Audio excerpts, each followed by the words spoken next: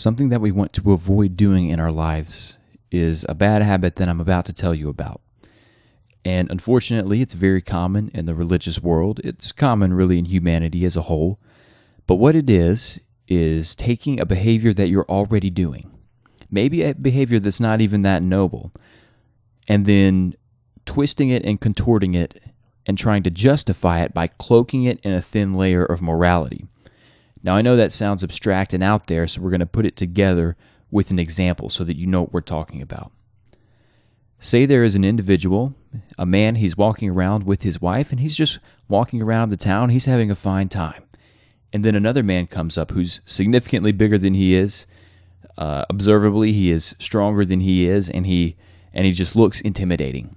And say that man, the intimidating man, starts hitting on the other man's wife, maybe even touching her or things like that.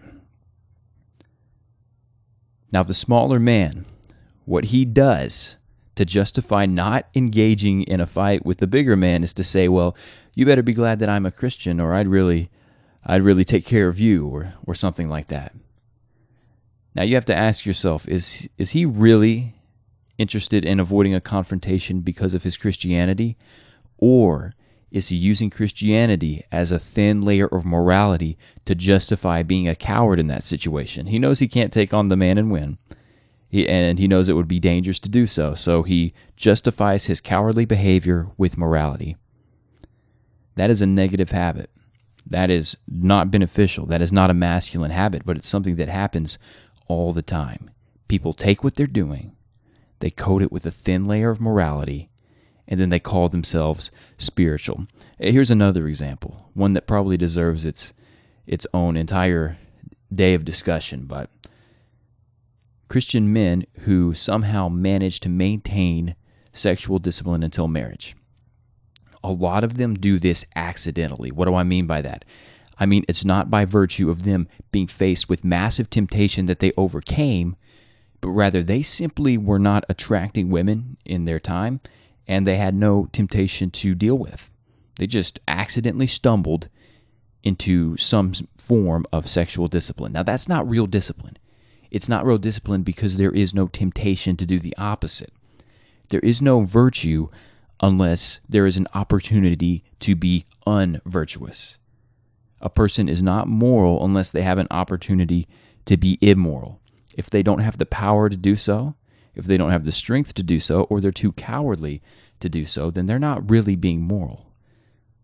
They're simply stumbling into the right action. I think it was Nietzsche who said a few things similar to that he laughs at weaklings who think themselves strong because they have no claws. Things like that. I laugh at the men who call themselves sexually disciplined when they had no opportunity to be undisciplined because they simply were not attractive in the secular sense of the term. But this is an attitude, a mentality that we need to avoid, and we will expand on it later because it's so incredibly important. But we cannot sit around, take elements of morality, and use them to cloak cowardly behavior. This happens all the time. I'd even go so far to suggest that many people today who've decided to not be involved with the affairs of the world, so to speak, they've decided that elections or politics or anything like that in general is best just left to whoever's going to run in and try to take it, and that God will take care of it. Now, no doubt God is active in all of these events, but it is not noble for a man to suggest that the right thing to do is stick his head in the sand with regard to the current affairs and the states of the world. That's not noble at all. In fact, what it is most of the time is a person is afraid of alienating their friends, or they're too much of a people pleaser, so they don't take a stand for anything. And that's unfortunate because all that is necessary for evil to prevail is for good men to do nothing. And that's exactly what you see happening in the world. You see good men doing nothing. But that's a little bit outside the point. The main point, again, is we need to avoid this habit of taking positions, of taking behaviors that we're already engaged in that are not noble, and then trying to cloak them in nobility.